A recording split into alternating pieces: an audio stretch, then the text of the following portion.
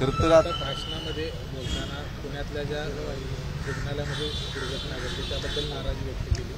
आपण खूप नाममात्र दराने यांना जमीन देतो, मात्र उपचार करताना मात्र अशा पद्धतीच्या नाही. मी विधी न्याय खात्याचा मंत्री असताना कायद्यामध्ये मी पहिला बदल केलेला होता. वास्तविक यांना सवलती अनेक आहेत, यांना कसलाही टॅक्स नाही, ही सगळ्यात मोठी सवलत आहे. 10% फक्त त्यांनी गरिबांचे उपचार करायचे. त्यांना त्याशिवाय हायकोर्टाने त्यांना 10%च्या ऐवजी एकूण ज्यांची उलाढाल होईल त्याची 2%ची सवलत दिलेली आहे. असं असताना सुद्धा एवढ्याची ती गरिबांची सेवा करत नाहीत. त्यामुळं अशा प्रकारचा रोष या दवाखान्याच्या विरुद्ध वाढायला लागलेला आहे. महात्मा फुले जीवनदायी सुद्धा ती लागू करत नाहीत, त्याचे दर कमी आहेत. त्यामुळे आपल्या इतर सगळ्या व्यवसायावर परिणाम होईल असं त्यांना वाटतंय. त्यामुळे माझी विनंती आहे की त्यांनी महात्मा फुले जीवनदायी योजना लागू करून घ्यावी, तर अशा घटना घडणार नाही. पण या सगळ्या प्रकरणामध्ये हॉस्पिटल प्रशासनाचं म्हणणं आहे, त्यांनी काल पत्रक काढलं, त्यांनी अंतर्गत चौकशी केली असं त्यांचं म्हणणं आहे आणि त्यामध्ये ह्या सगळ्या प्रकरणातून त्यांनी हात झटकलेले आहेत आणि नातेवाईकांवरच कुठेतरी दोष द्या. आता मीच समिती नेमणार, मीच चौकशी करणार, मग आम्ही कसा दोषी होणार? माझं म्हणणं आहे असं नाही. ती महिला आलेली होती, तिला नुसतं ऍडमिट केलं असतं काय बिघडलं असतं? ते पब्लिक ट्रस्ट ऍक्ट खाली आली असती तर बिल झालं असतं.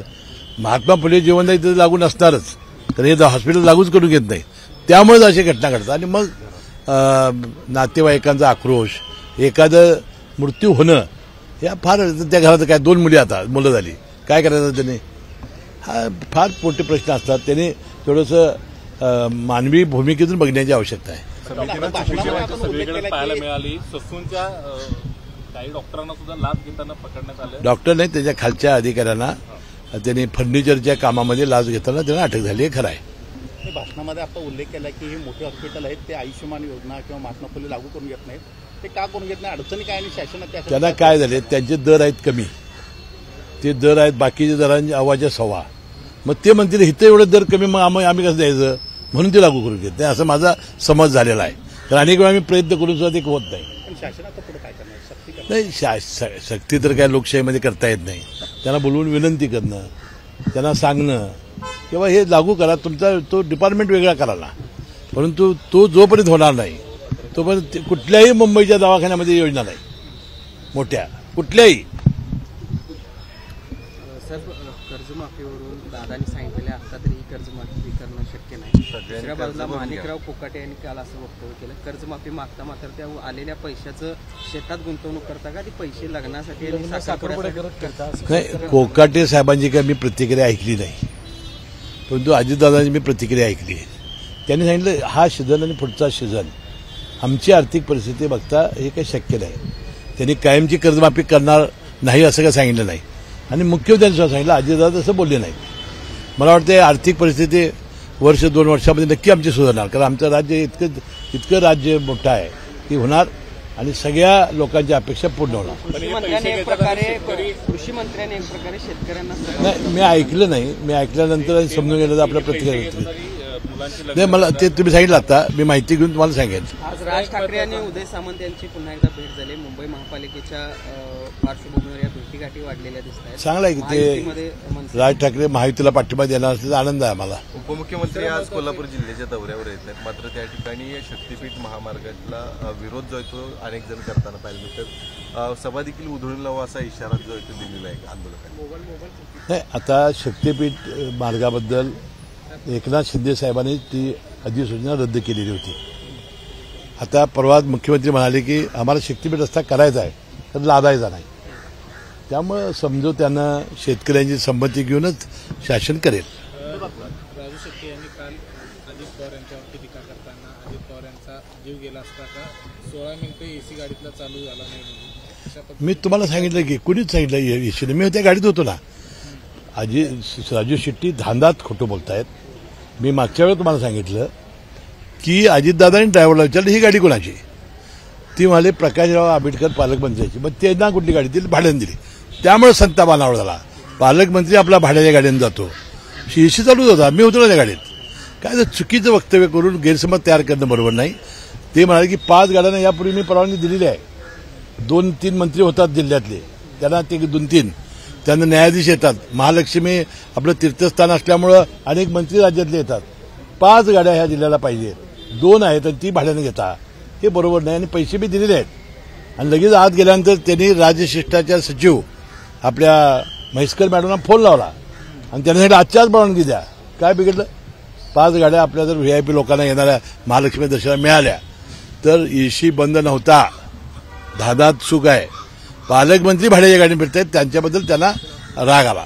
साहेब, आता चंदनवाले साहेबांना उल्लेख केला की तुम्ही निधी तर शासनाचा मिळवलाय, पण आंतरराष्ट्रीय पातळीवरचा निधी मोठा बरोबर. त्याचा तपशील काय देता येईल? एशियन डेव्हलपमेंट बँक आणि जायकाकडनं आपण एशियन डेव्हलपमेंट बँकेचं कर्ज मंजूर झालेलं आहे, परंतु अजून जायकाचं व्हायचं आहे. मला वाटते, मी जे मगाशी सांगितलं की आपल्या ह्या सगळ्या हॉस्पिटल्स, विशेषतः सार्वजनिक आरोग्य खात्याचे असतील किंवा आमचे, हे बळकट करण्याची आवश्यकता आहे. हे जर बळकट झाले तरच गरिबांची सेवा चांगल्या प्रकारे होऊ शकेल. राज्यातले खासगी दवाखाने आहेत यांनी दरपत्रक जाहीर करण्यासाठी काय करता येईल किंवा काय राज्य सरकार? हे आता मुख्यमंत्री महोदयाला आम्ही भेटून ह्याबद्दल एक समिती केली पाहिजे आणि एक दर हे प्रिस्क्राईब करून केले पाहिजेत. खासगी दवाखान्यांनी काय घ्यावं, त्यांनी काय घ्यावं, त्याशिवाय हे थांबणार नाही. साहेब, महात्मा फुले जनआरोग्य योजनेसाठी कागदपत्रांची जी सक्ती केली आहे त्यामध्ये आयुष्यमान जे कार्ड आहे ते आता सक्ती केली. अनेक लोकांकडे काय झालेलं आहे की आयुष्यमान भारत आणि आमची महात्मा फुले ही 5 लाखाच्या दोन्ही सेम आहेत.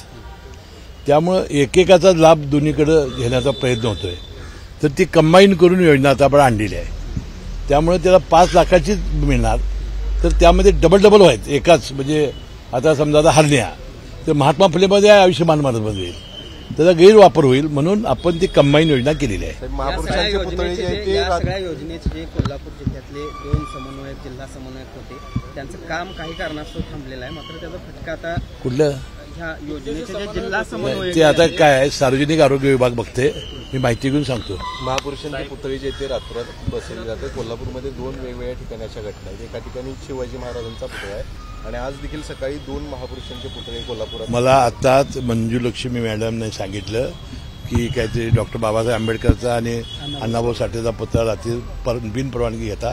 वास्तविक आपल्या शासनानं सरळ कायदा केलेला आहे की असे पुतळे बसवण्यासाठी आपल्याला परवानगी घेणं आवश्यक आहे. कारण ह्या पुतळ्यांचं फार मोठं महत्त्व आपल्याला आहे. तर ह्या पुतळ्याचं संरक्षण होणं, त्याच्याबद्दल त्याचं काही विटंबना होता कामा नये याची काळजी सरकार घेते. आता पट्टणकोटला शिवाजी महाराजांचा जो बसवलेला आहे त्याला उपमुख्यमंत्री एकनाथ शिंदे साहेबांनी सांगितलं ते झाकून ठेवा, परवानगी मिळायला उघडा. तसंच मी आता मंजुलक्ष्मी मॅडमला सांगितलं की ते दोन्ही पुतळे आता झाकून ठेवा. परवानगी मिळाल्यानंतर त्याला परवानगी नाही मिळालं तर मग पुतळे झाकून ठेवा, काढू नका असं मी बोललेलो आहे. साहेब, तुम्हाला श्रावणबाळ आरोग्य योजनेचं म्हटलं जातं. तुम्ही धर्मादायक हॉस्पिटल आहेत मुंबईमध्ये, त्यामध्ये जी गरीब रुग्णांसाठी फास्ट रिझर्व्ह असतात, त्यामुळे मोठ्या रुग्णालयामध्ये तुम्ही गरीब रुग्णांना केलं.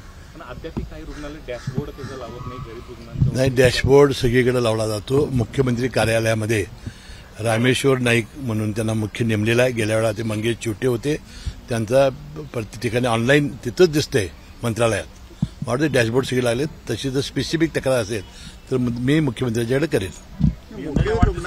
आणि श्रावणबाळ जो आहे ना, ही मला जी मिळालेली आहे ती मिळालेली आहे 65 वर्षाच्या वरच्या आई वडिलांना. मुलं बघत नाही, सुना बघत नाही, त्यासाठी एकत्रित योजना आपण आणली. आईला आणि वडिलांना पेन्शन देणारी. त्यामुळे त्याचं नाव श्रावणबाळ ठेवलं, त्यामुळे माझं नाव श्रावणबाळ.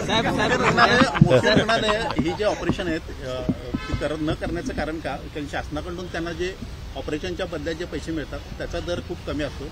तर ह्याच्यामध्ये दरामध्ये नाही, फक्त ऑपरेशनचाच नाही, कॉटचा रेट, नर्सचा रेट, त्यानंतर ICUचे रेट, म्हणून त्याला एकदा आता त्याला युनिफॉर्मिटी आली पाहिजे. आता ह्यासाठी मी मुख्यमंत्री महोदयाशी बोलणार आहे. उद्या वाढदिवस होतोय, नवीन संकल्प नाही, मी 75वा वाढदिवस साजरा करणार आहे. त्या दिवशी संकल्प जाहीर करतो. साहेबांचा काय फायदा घेणार का? ABP माझा, उघडा डोळे बघा नीट.